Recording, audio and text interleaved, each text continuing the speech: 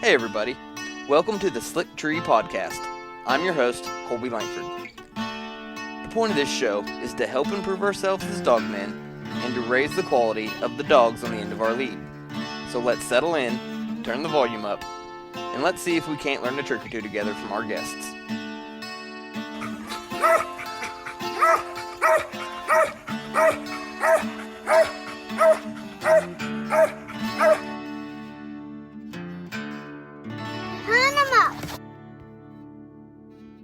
Yeah, one night I had taken him down on the creek here below the house.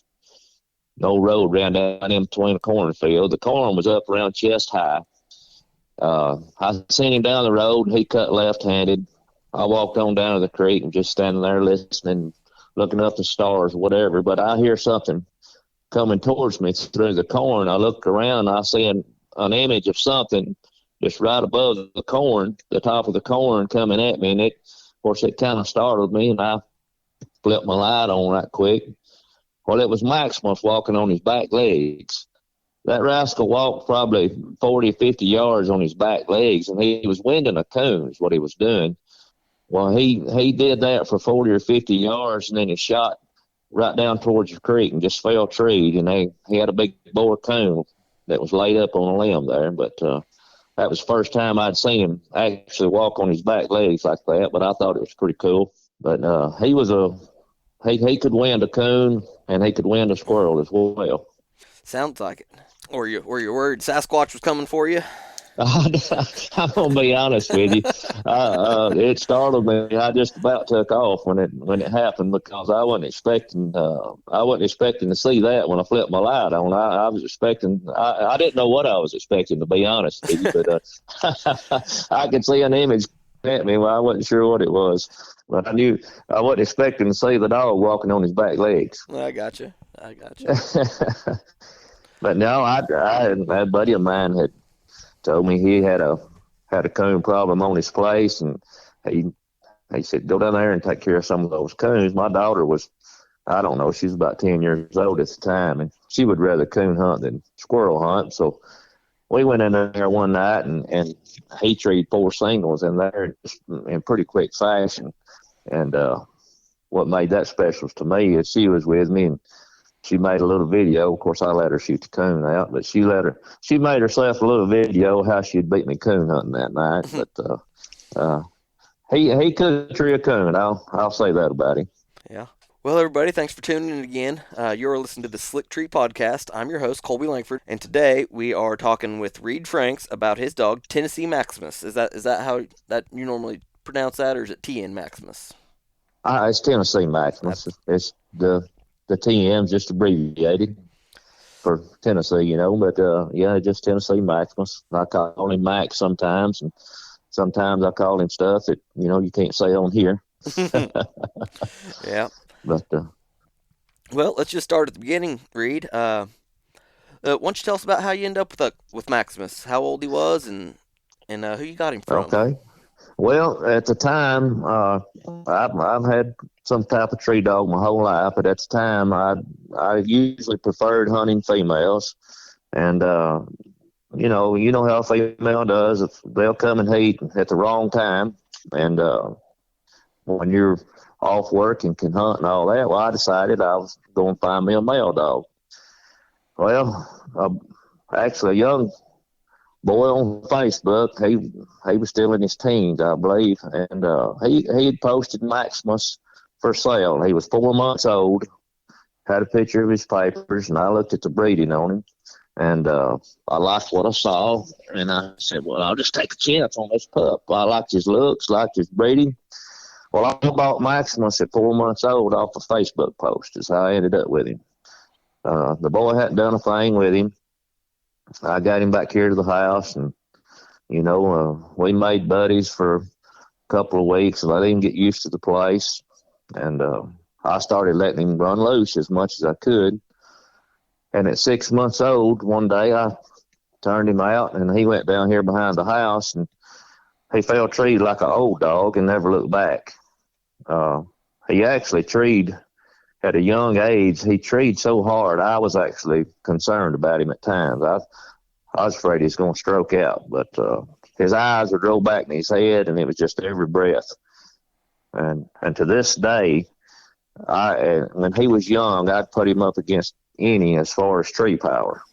But a lot of people that hunted with him could probably tell you the same thing. But he could tree. What was Maximus out of?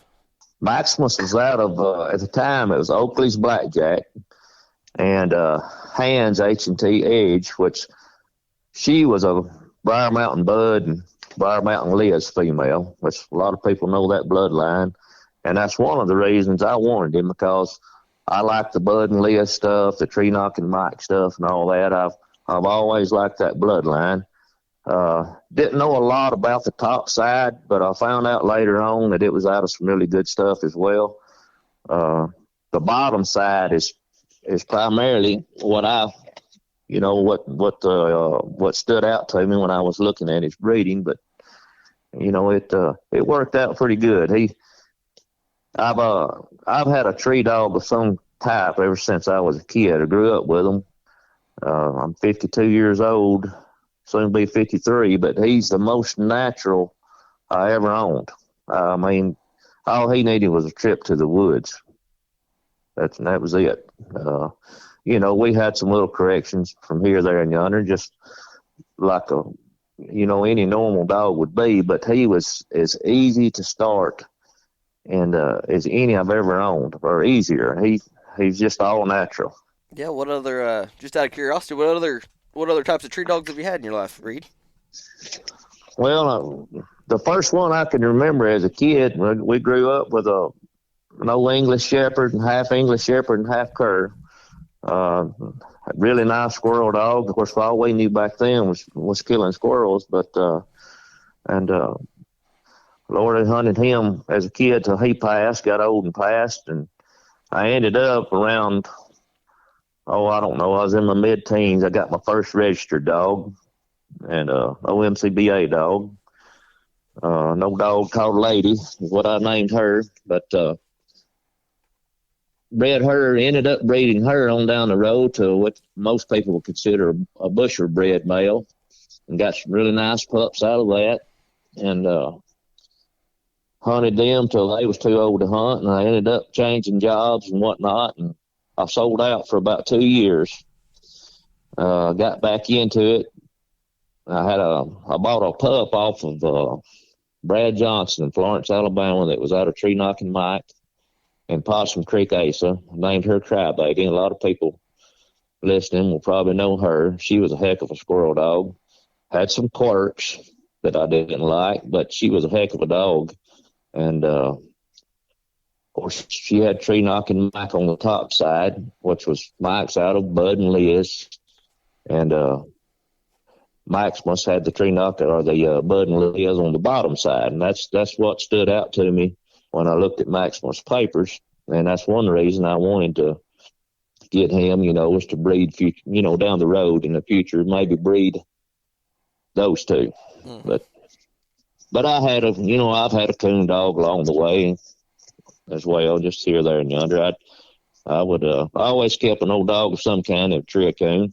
I got you. Let's see. So, do you know who actually bred Maximus?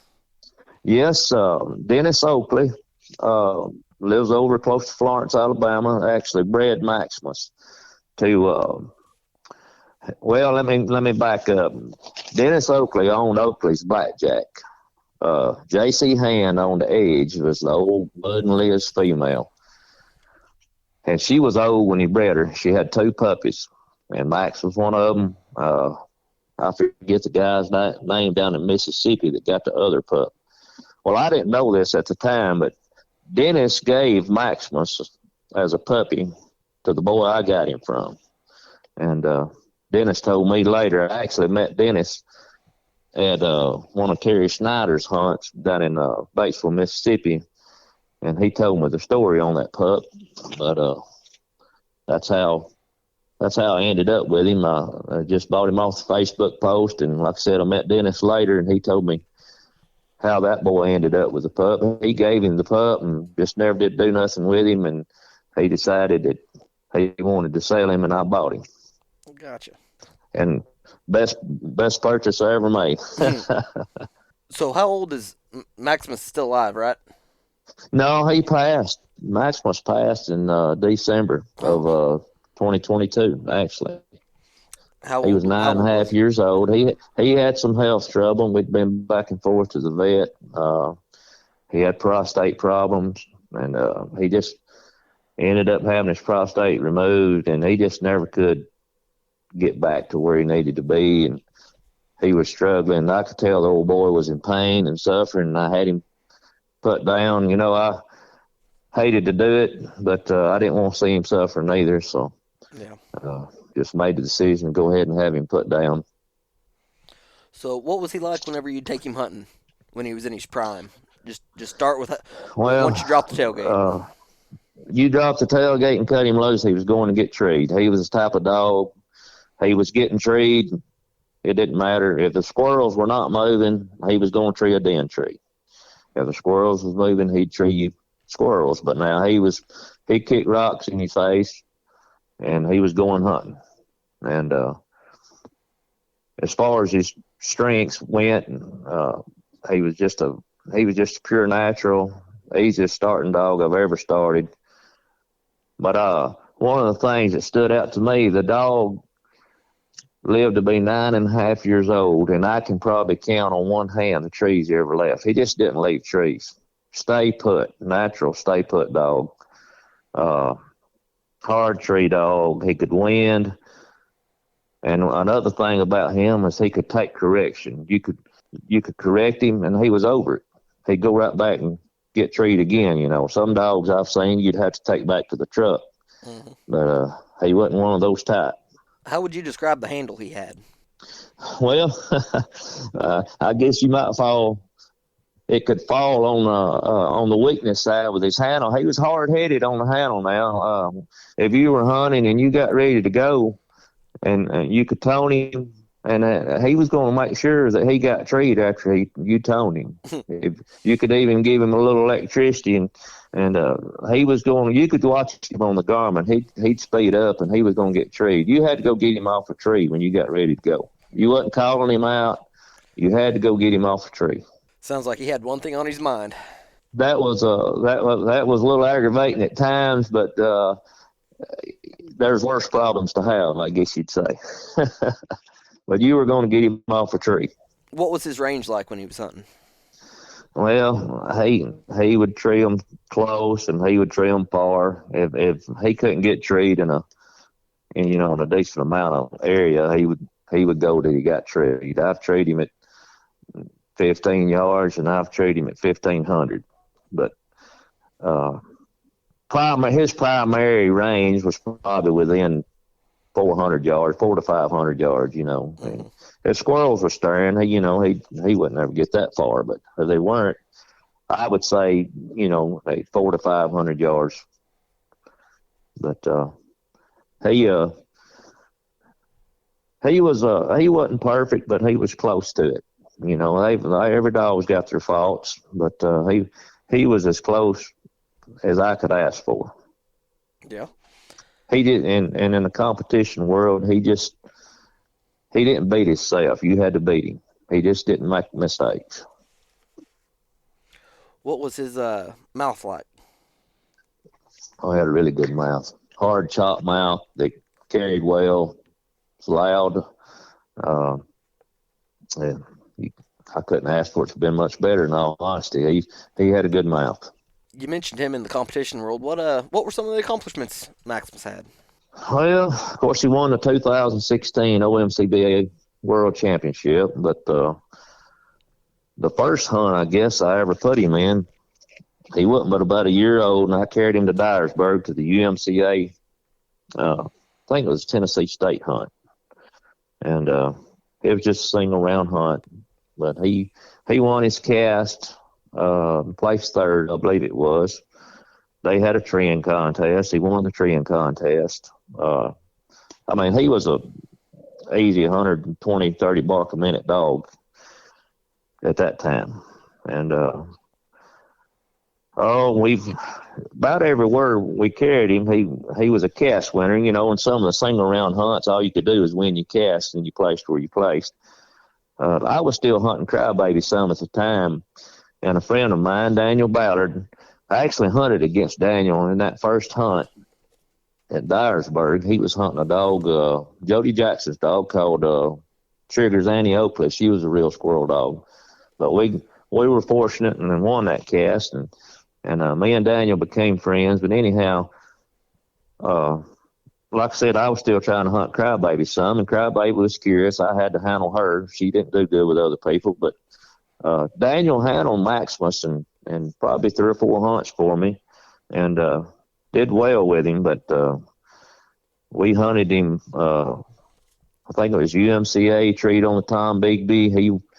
He won his cast and placed second, maybe. So I think it was second in the squirrel hunt and third in the coon hunt, and won the combo dog.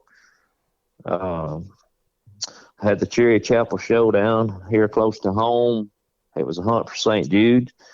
He placed third in the squirrel, third in the coon, won the trend contest. Of course, he was a combo winner, but all that, those early hunts there kind of led me up to getting him in Jamestown to the World Hunt.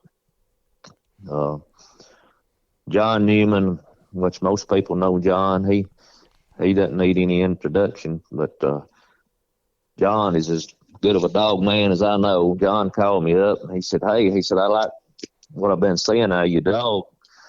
Of course, I'd posted some videos and whatnot of him, but he said, "I'd like to come go hunt with him sometime." And I said, "Well, yeah, come on down." And well, he called me one day. He said, "You gonna be home next Saturday?" And he said, "I'd like to come down and see him go." And I said, "Sure." And I said, "Come on." Well, he owned a Briar Mountain Dude at the time. Of course, I'd heard a lot about Dude and wanted to see him go as well, but I really didn't know what to expect. I figured I was going to get waxed by Dude, but they went tree for tree. I mean, it was just bam, bam, bam. And I don't know, we made 4 or 5 trees apiece. And we got back and we just had small talk and all that. And John told me, he said, "Your dog's pretty nice, Reed." And I never thought much about it.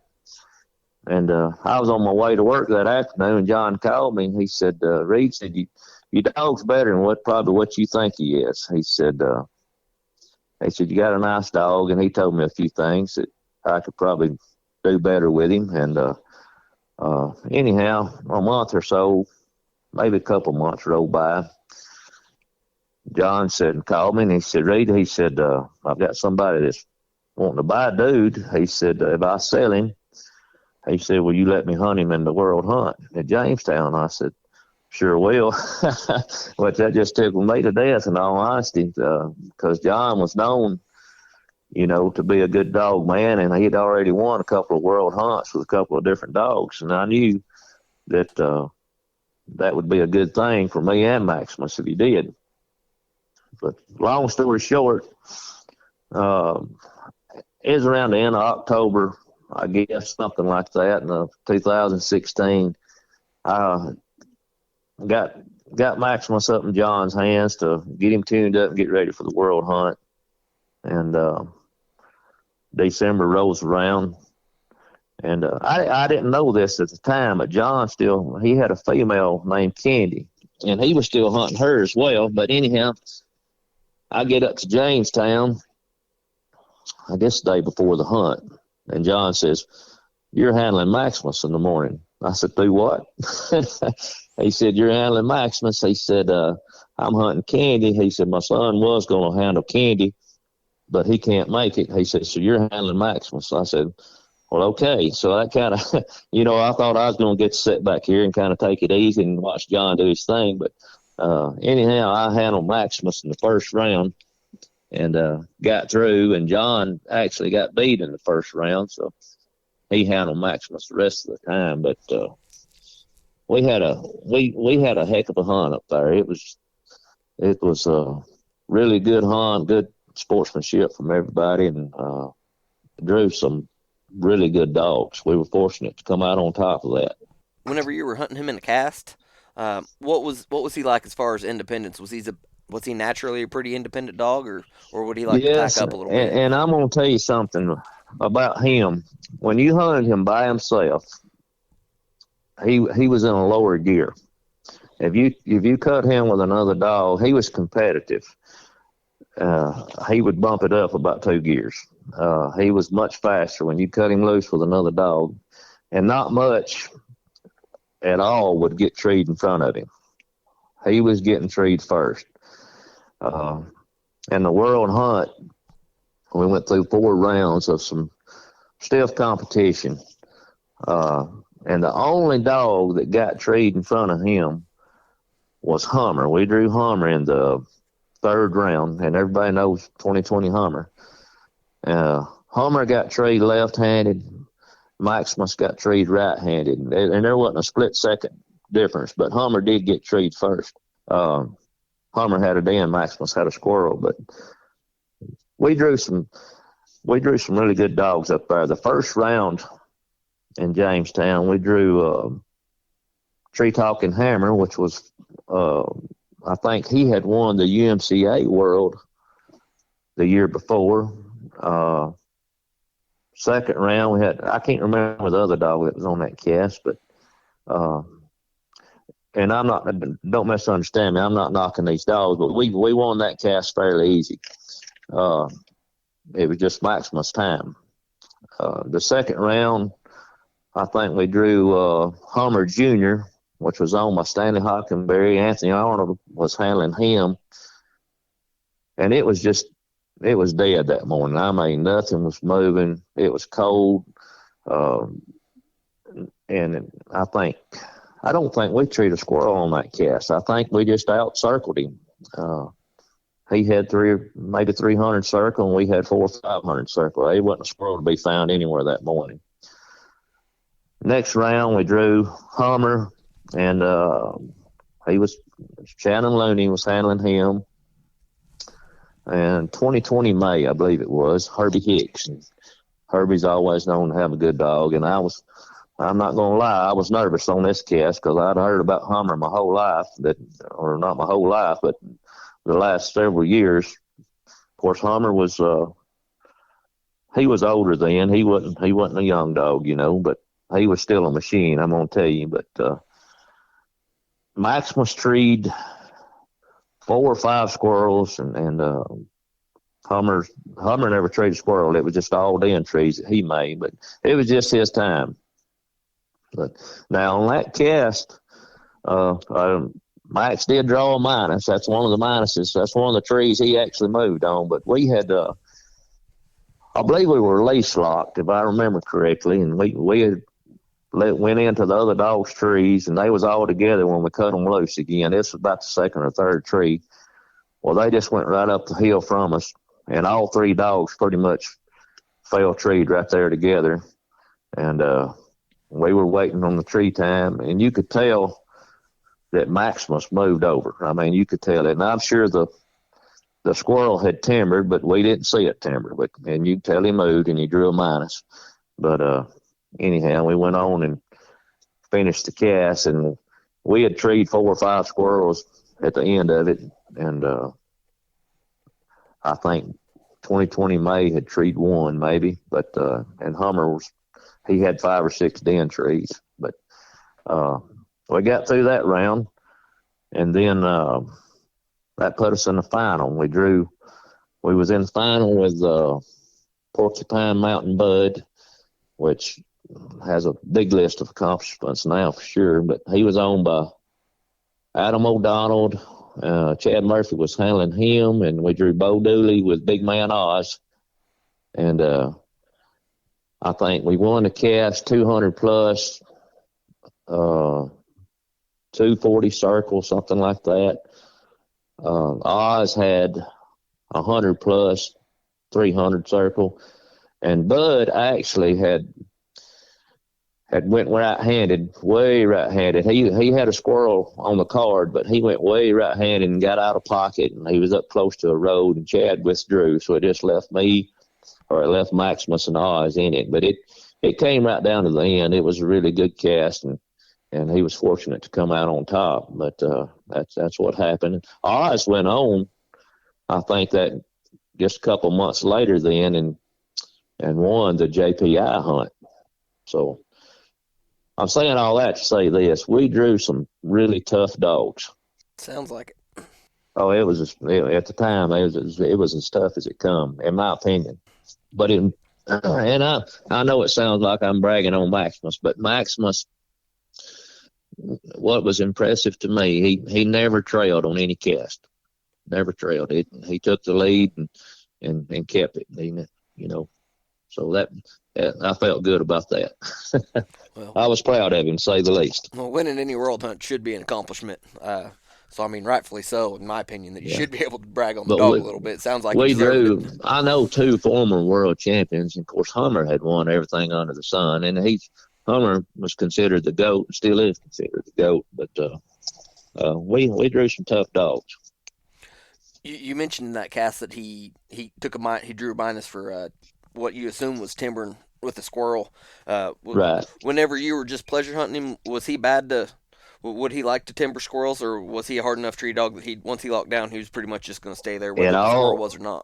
It all depended. If he had his eyes rolled back, he wouldn't see a lot. But now, if he saw the squirrel move, he would move with it. And it's hard to fault a dog for doing that. Mm-hmm. But in the competition world, you don't want them to. But at the same time, there's a fine line there that you don't want to correct them for. Of course, a lot of people do, but I didn't want to. But John handled the dog. He had him ready for the hunt. But, he saw the squirrel. I could tell by the way, his bark changed and then he moved. You could tell he saw the squirrel. But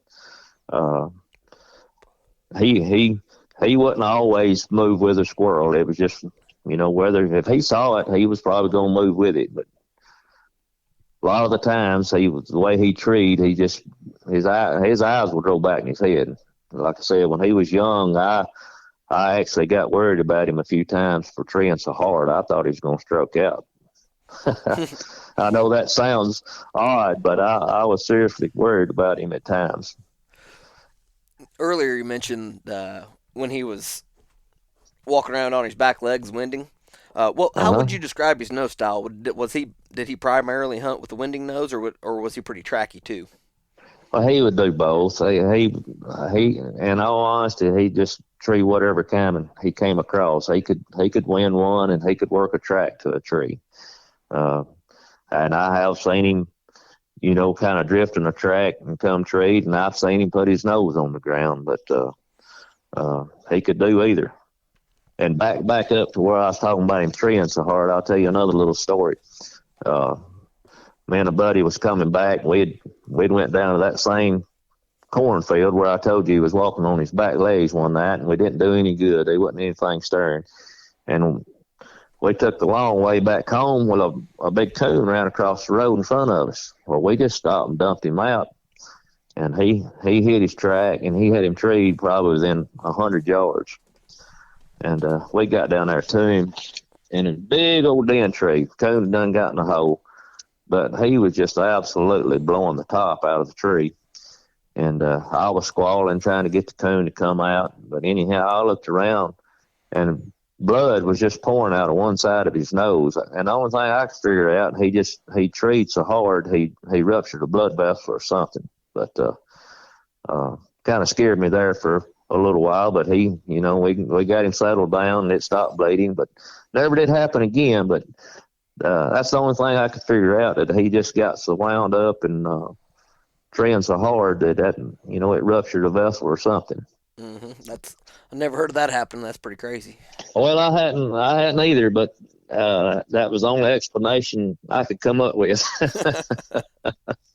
There wasn't anything around there, that he didn't run a stop or anything up his nose. That's the only thing I could figure out. But he was a very hard tree dog. And I found out, I told you earlier that I had met Dennis Oakley at one of Terry Snyder's hunts in Batesville, Mississippi.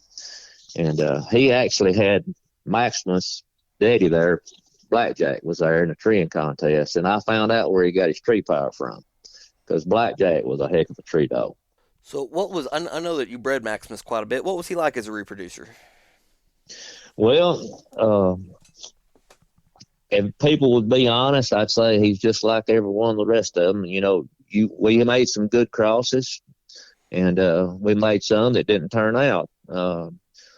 Some females I thought would have made really good crosses, didn't, and some that I wouldn't have gave a nickel for turned out good. But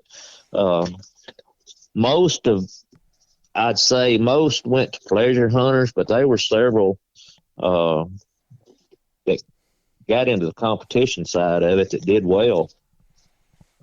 We had Brad Goodman owned Mad Max, which was out of the Harley female, and he won the 2019 UMCA World Championship with him. Lord, he had a list of accomplishments. I think he won the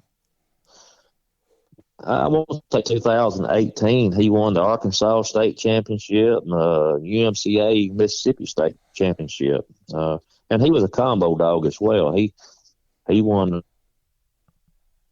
several combo awards. He could tree a coon as well. Travis Klein owns a dog called Trooper. It's a pup that I raised here, and I sold him at somewhere around a year old. And one of the few dogs I've ever regretted selling. But Trooper was out of a dog called Maddie. It was a female I had here in the kennel. She was out of Briar Mountain Dude and Tree Style and Lacey. But Trooper reminded me a lot of Maximus, but I knew he was going to be a nice dog. But I sold Trooper to Russ Covington. And, of course, Russ and Mark and Bo Dooley, they was all hunted together and stuff. But he won, I think it was 2018 NSD Dog of the Year in Georgia. And then Travis ended up buying him from them. He got, I think he was 2-time USDC Reserve World Champion. He finished like 3rd or 4th in the NSD World. Trying to think of who else. Tommy Broadway had a dog called Mac out of Maximus and Terry Snyder's female Remy. He won first place, I think, in the Northwest Mississippi Squirrel Hunters Association spring hunt down there one time. Garrett Boutwell had a little female out of the Harley female, same thing that Brad Goodman, the Mad Max dog, was out of. He did a little winning with her and was always competitive in every hunt he was in. I think he actually won a couple of hunts, maybe an NKC hunt, and seemed like he won the OMCBA hunt in Arkansas with her. Toby Fikes bred his Rosebud female. Rosebud was really nice squirrel dog, really nice. He had a little dog called Maple out of that cross that she placed well in several hunts. She placed 3rd, I think, in the UMCA Junior World, and I won't say 3rd in the OMCBA Junior World. Did really well. Tim Bracey also had a dog called Chevy out of that Harley cross. The Harley made some, her Maximus made some really nice squirrel dogs, but Chevy did well in several hunts. I don't think he won any, but he placed well in several. We had a good mix. Josh Latham had a really nice dog out of the first cross that was ever made to Maximus, which was, I told you, the first cast that Maximus was ever in. We drew a dog called Triggers Annie Oakley. Jody Jackson owned her, but Jody ended up breeding to Maximus, and that was the first cross that was ever made. But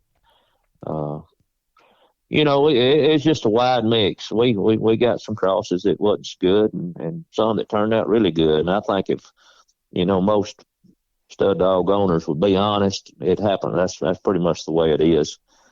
They just all don't make it. Mm-hmm. But and it has a lot to do with the hands that the pups get into. A lot of people know the one they call the Judge, which was Ronnie Rexstraw. He's passed and gone now, but I'll never forget what he told me one time. Ronnie he's the one that made the Briar Mountain Bud and Leah's cross. But Ronnie told me, he said, if all we had to do was breed good uns to good uns, we'd all have a good one. And I kind of laughed, but he's right. But and then, like I said, it depends on on the hands that the pups go to. A lot of people, and don't want to make anybody mad, but a whole lot of people really don't need a pup. Just to be honest with you, they'd be better off, and their money would be better spent to buy them either a finished dog or a really good started dog. Because some people just aren't good with pups. Earlier you mentioned that you had another female whenever you got Max that was heavy Uh-huh. bud Liz, and like the trooper dog you said, he was out of a female that was heavy bud Liz. What was your hmm experience with kind of loosely line breeding, and how'd that work out compared to maybe just outcrossing him to whatever? Did you see any correlation there? In all honesty, not really. Uh, like I said, some of them just hit, and some of them didn't. That's just, that's the best explanation I can give. It's just, and I just determined breeding is a whole lot of just rolling the dice and see what you get. But I try to put some science to it. Now you would see, no doubt, particular traits when you did the line breeding that would come out of some of the dogs, but they just, it was just a 50-50 shot in all honesty. But the Maddie female that was out of Briar Mountain Dude, uh, that's the dog that's the female trooper was out of that. I really liked that cross. And like I said, the Harley dog, and Lord don't get me to line on how Harley was bred. I can't remember all of it, but she reproduced really good out of with the Maximus. But So, as a dog, what do you feel like was his biggest strengths and weaknesses? his biggest strength in a competition world, or just pleasure hunting? Both of them. Both of them. Well, in the competition world, he was competitive. Like I said, you just wasn't going to get in treat. Not much was ever got treated before he did, and I know that first tree isn't always uh, it isn't always the winning factor, but it makes you feel good when you can get on the card first. And he was good about having a squirrel that they was stirring. He was competitive. Like I said, he didn't leave trees. Uh, and pleasure hunting, anybody could hunt him. It wouldn't matter if you'd never met him before in your life. You could come load him in the box and took him hunting. He didn't care. He didn't have a lot of quirks. I gotcha. But now, as far as his weakness, he would heat up on you in hot weather. The colder it was, the better he liked it. And I'd guess part of that was because he treated so hard. But the colder it was, the better he liked it. But now, uh, he didn't meet a stranger. Anybody, it didn't matter. You could have took him hunting, or Joe Blow down the road could have took him hunting. It wouldn't have mattered. Yeah, I had a heavy bud Liz male dog that he'd do the kind of same thing on the heat. He didn't handle heat as well as I'd have liked him to. Yeah, and I'll tell you something else. He could have a squirrel sitting on the top of the tree, and you could pull him right off the tree and send him from the base of it. And that's just something he did on his own. He would just cut loose from the base of that tree, and he'd go right on a tree another. And he was just a natural. And a lot of the pups that people told me, that they got off of him, they were natural as well. Uh, Made it easy on me, I'll tell you. I don't consider myself a great dog man by any means. I mean, I've started lots of young dogs, but man, he made it easy, and it made it harder down the road because you get a pup that you had to put a lot more time in and do more things with, and you get thinking back about how easy it was with Maximus, and you'd want to cull this pup because it was being more difficult. You know what I'm saying? And so it made it. Maximus set the bar. He did when it come to young dogs and getting them started. He was easy. What are And I know I'm making him sound like he walked on water, but he didn't walk on water by any means. But man, he was easy. He really was. well, in your defense, if he wasn't something special, we probably wouldn't be sitting here having this conversation about him. So uh, Well, and like I said in the competition, bro, he didn't beat himself. You had to beat him. He wasn't gonna make many mistakes at all. Yeah. You just had to outsquirrel him. Kind of jumping over to another topic real quick. Whenever you talked about starting quite a few pups. What are some things you like to do with a pup whenever you're starting them? Well, the number one thing I like, they need to be socialized well. And where I live, I'm right out my back door. I can go about a mile, almost a mile each way without crossing a public road, other than right in front of the house. And I let a pup run loose as much as I can, and to me it helps. But and I put some feeders out, and if you got the game and you can get dogs that's bred right and they've got it in them, and they're on hot squirrels, it makes it a lot easier about getting them started. If it's, I tell people, I say, if it's in them, it'll come out if you'll give them the opportunity. And if you're planning on competition hunting, there's some things you ought to do with that pup from day one, in my opinion. And one thing is get used to leashing that dog to the tree. Leashing your dog up when it trees, to me, prevents a lot of bad habits from ever starting. One, like jacking the tree and running around the tree and all that, or even, tracking off and coming back, that sort of thing. But just let it get used to staying put at that tree. I think that helps. Mm-hmm. Socializing the pup and getting it in hot game, and just giving it opportunity. If it's in them, it'll come out. Let's jump back and so what would you have called his biggest weakness? Maximus' biggest weakness, Mm-hmm. probably probably just the heat. Just the hot weather would slow him down. It would. And and I don't know if you know this or not, but after the World Hunt, Maximus, well, we actually hunted the JPI after the 2016 World Hunt. We made it through the first round in the JPI, and the second round it warmed up. It was up in the 70s, and we drew Big Creek Woody, which everybody knows Woody, and I believe it was Isaac Peavy House was hunting gator, I think it was. Anyway, we lost that round, but Maximus, well, he got treed, but he wasn't the same. It slowed him down, and he just wasn't the same dog. But now I got him back home, and we hunted some, and I said something's just off about this dog. So I took him to the vet and had some blood work done, and sure enough, he had auricula, and we treated him for that. And he never was the same though. He was good for one round. And if you hunted this morning and went back to hunt this evening, he was in a lower gear. He just wasn't the same.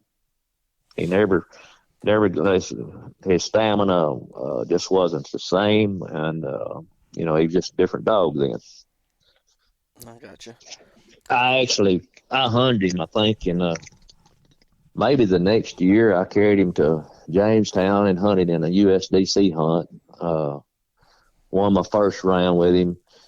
I don't remember if it was USDC or NSD. Anyhow, we had a midday round, and I treated a squirrel right out the gate.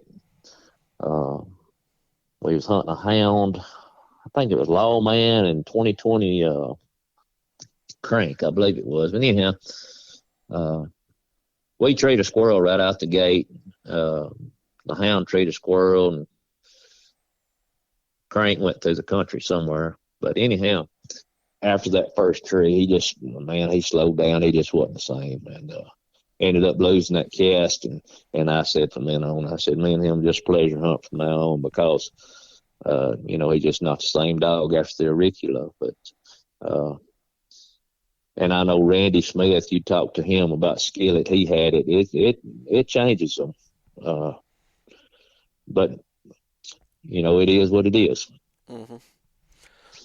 So when Maximus was in his prime, if you pulled him out of the box getting ready to go hunt, Explain to me what you'd be looking at on the tailgate. Just his whole conformation.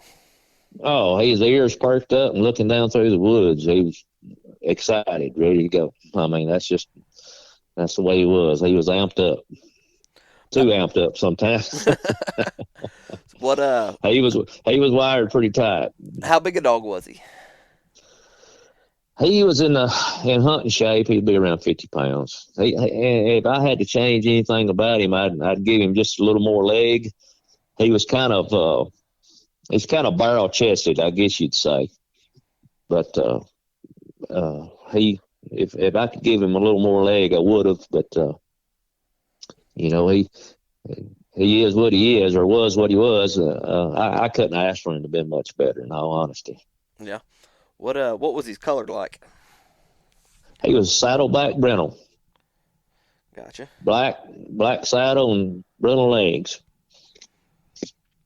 My favorite. Yeah. I love that color conformation on a dog. Yeah, it's a good looking color. They should all be painted like that. What was his head and ear set like? He had a square, blocky head. Ears set a little high on him, but big square, blocky head. Gotcha. Well, you got any other good stories on him? I guess I've told you about all I can think of. We spent so much time together. Now, most of my hunting, and this is one reason I didn't hunt any more competitions than what I did. I work a crazy rotating shift schedule. I get 1 weekend a month off. That's it. And the wife kind of frowns on me when I run off to a squirrel hunt on that 1 weekend I'm off. But most of mine in Maximus hunting was just me and him, just by herself. And Lord, if I had more people with me, I could probably have more stories. But man, and I know this is gonna sound funny, but after a few years, and this sounds bad, it was kind of boring to me to hunt him, because it was just, you got the same thing each and every time. He's just going to get treed, just from one tree to the other. And I know that sounds silly to say that was boring, but I always liked and still do training young dogs. And, I like to see them progress. But, he had reached a point where progression was over. You had the same dog, bam, bam, bam, every time. And I guess that sounds silly, but it gets monotonous to me. I get it. I kind of can agree with you on that idea. It sounds like it's getting to be more of a squirrel harvest than a squirrel hunt. Oh yeah. And I got to where I would kill some squirrels to eat from time to time, and I had a few neighbors that liked to eat squirrels, but towards the last few years we didn't kill a lot of squirrels, and he didn't require it. He wasn't one of those dogs, and you want to give the people an idea. Some dogs, people say they got to have some fur, but he wasn't one of them. You didn't have to shoot a squirrel to him, and it didn't make any difference. He was going to tree you another one. Well, Reed, we're getting pretty close on our time here. I want to thank you again for coming on here and talking to us about Maximus and giving us a little bit of your time. Sure appreciated it. I appreciate you having me on. Yep. Well, everybody, take care and keep wearing out that boot leather. I just want to give everyone that's listening a sincere thank you. Getting this podcast going has been a project. I really hope you're enjoying it, and if you don't mind, give the show a good rating and review wherever you're listening to it at, or share it on your social media to help get some traction. I appreciate it, and I'm looking forward to your feedback.